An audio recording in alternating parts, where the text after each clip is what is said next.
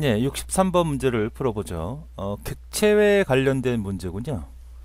자, 객체를 설명을 좀 더 해보고 그 다음에 이제 풀어보도록 하겠습니다. 자, 우리가 이제 프로그램을 개발할 때는 처음에는 이제 어떻게 개발을 했다 그랬죠? 처음부터 프로그램을 작성하듯이 이렇게 흘러가는 형태의 개발 기법은 절차식이랍니다. 절차식. 프로그램을 쭉 나열하듯이 썼다는 얘기죠. 그때는 이제 프로그램이 그렇게 큰 규모가 필요를 하지 않은 단순 뭐 출력 정도의 아주 단순한 프로그램이기 때문에 이게 가능하죠. 그런데 프로그램이 좀 더 발전이 되기 시작합니다. 또 프로그램 코딩량이 늘어나기 시작해요. 그래서 방법을 찾은 게 이런 거죠. 이게 데이터라고 한다면 이 데이터를 계산해 줘야 되는 거죠. 그래야지 이것이 원하는 형태로 프로그램이 이루어질 테니까, 그럼 이거를 만들 수 있는 부분 프로그램을 따로 만들어요. 그러니까 프로그램을 한꺼번에 작성하는 이런 절차식과 다르게 프로그램을 부품화 시킵니다. 이 부품 하나를 뭐라 그러죠? 예, 모듈이라고 하는 거죠. 그래서 이 모듈이라고 하는 부분을 서로 어떻게 이렇게 결합하면서 조립하면서 프로그램을 짜는 형태를 우리는 모듈화된 설계 기법이다, 혹은 구조적인 설계 기법이다, 그래서 구조적 설계 기법이라고 얘기를 합니다. 설계 기법이다. 근데 더 발전이 됩니다. 왜? 더 규모가 많고 더 다양한 응용들이 필요하고 더 코딩량이 늘어나니까 이렇게 가지고는 너무 문제점들이 많이 발생이 되니, 어떤 문제점이죠? 자, 이런 문제점이 있습니다. 이거 모듈이 있잖아. 이런 모듈이 있어요. 근데 어떤 형태의 이런 데이터들이 여기에만 영향을 주는 게 아니라 나도 모르는 상태에서 여기다 영향을 주는 이런 형태가 발생된다는 얘기예요. 이런 형태를 우리가 뭐라고 보통 얘기하냐면 이 모듈 간의 관계성을 얘기하는데요. 이 모듈 간의 관계성이 바로 결합도라고 하는 거죠. 아주 시험에 잘 나오는 단어죠. 결합도를 약하게 가져가야 되는데 이것이 잘못해서 강하게 가져가거나 어중간하면 부작용이 많이 생기는 그런 불상사들이 많이 있더라 이거죠. 그래서 고안해낸 게 앞으로의 미래지향적이고 좀 더 효과적인 방법을 통해서 처리하기 위해서 데이터와 실제로 이 함수를 한 통아리로 묶어버립니다. 이걸 우리는 뭐라 그래? 객체라고 하는 거야. 이걸 객체. 오브젝트라고 하는 거죠. 자, 그래서 이 객체 지향은 이러한 객체를 만들어서 필요할 때 다시 복사를 한다든지 똑같은 놈을 생성을 해서 얘네들이 서로 상호작용하면서 프로그램이 될 수 있게끔 해주는 것이 객체인데, 이것은 이 객체 틀 안에 외부의 영향을 받지 않는 완벽한 틀을 잡아내기 때문에 부작용도 적고 프로그램하기 쉽습니다. 단점이 있는 것은 개발이 너무 어려워요. 소프트 개발이 어렵고 그 다음 속도가 다소 떨어진다는 이런 단점을 갖고 있지만, 앞으로 미래지향적으로 굉장히 유용하고 지금도 계속 이 방법으로 프로그램이 개발되고 있습니다. 자, 그럼 객체지향 분석은 어떻게 하는 거냐면, 예를 들어서 이렇게 생각을 해보죠. 우리 학생들 지금 수업을 듣잖아요. 인터넷 수업을. 그러면 그 학생들 수업을 듣는 학생 관리 프로그램 같은 거를 짠다고 합시다. 그러면 여러분 학생이 회원 가입을 하죠. 학생이 가입하고 또 학생이 수강도 하고, 그렇죠? 교수가 강의를 합니다. 이런 형태가 우리가 지금 프로그램을 짜기 위한 어떤 대상이 나올 거 아닙니까? 그러면 첫 번째 분석이라고 하는 것은 어떤 거를 하는 거냐면, 객체지향 분석. 학생, 교수 이렇게 명사형을 찾아냅니다. 그래서 이게 이제 객체가 될 수 있는 대상이 되는 거죠.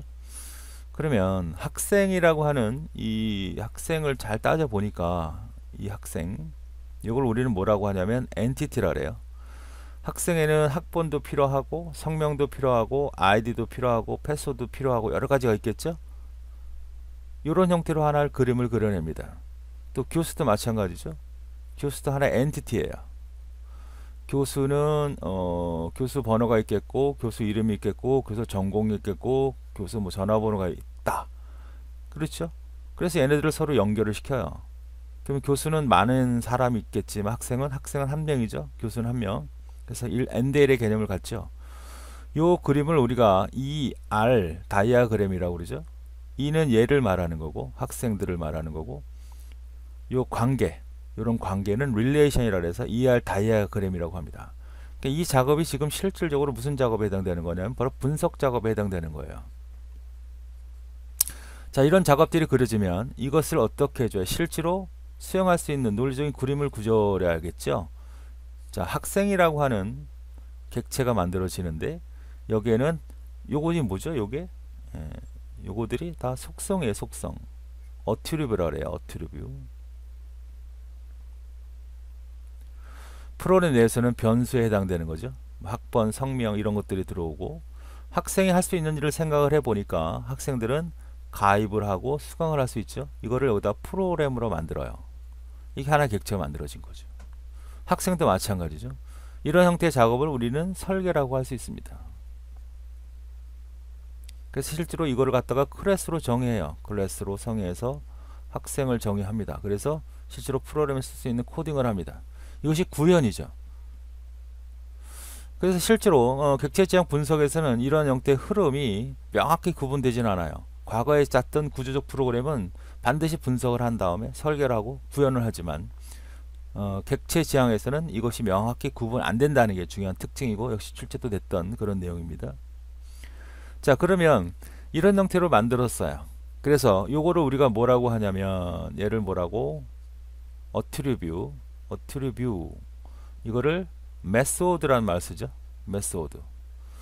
요거는 기본 속성이란 말이고요. 이건 함수, 연산이란 얘기죠.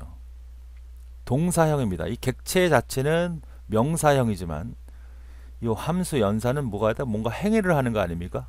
가입한다, 수강한다, 행위를 한다는 거죠. 자, 이런 형태로 개발해서 많은 형태의 프로그램들이 쉽게 개발되도록 만들어냅니다. 자, 그러면 실제 문제를 다시 봐야겠습니다. 자, 분석 단계에서는 이름과 상태, 행위의 개념적으로 파악을 한다는 건 아까 학생이 뭘 한다 했죠. 교수가 뭘 한다. 그런 것들을 찾아내는 작업이다. 설계 단계는 객체 속성과 연산을 정의하고 접근 방법을 구체화한다.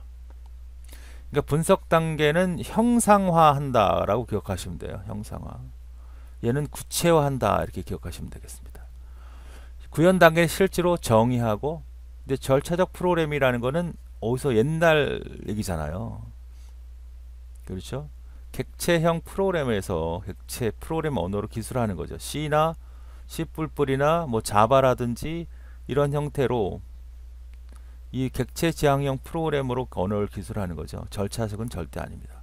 우리가 프로그램이 어떻게 돼요? 절차적, 구조적, 그 다음에 객체 형태로 발전이 되는데 객체 형태의 프로그램 언어를 써야지 이 절차식이라고 하는 구태의연한 옛날 프로그램 언어로 사용할 수는 없는 거죠.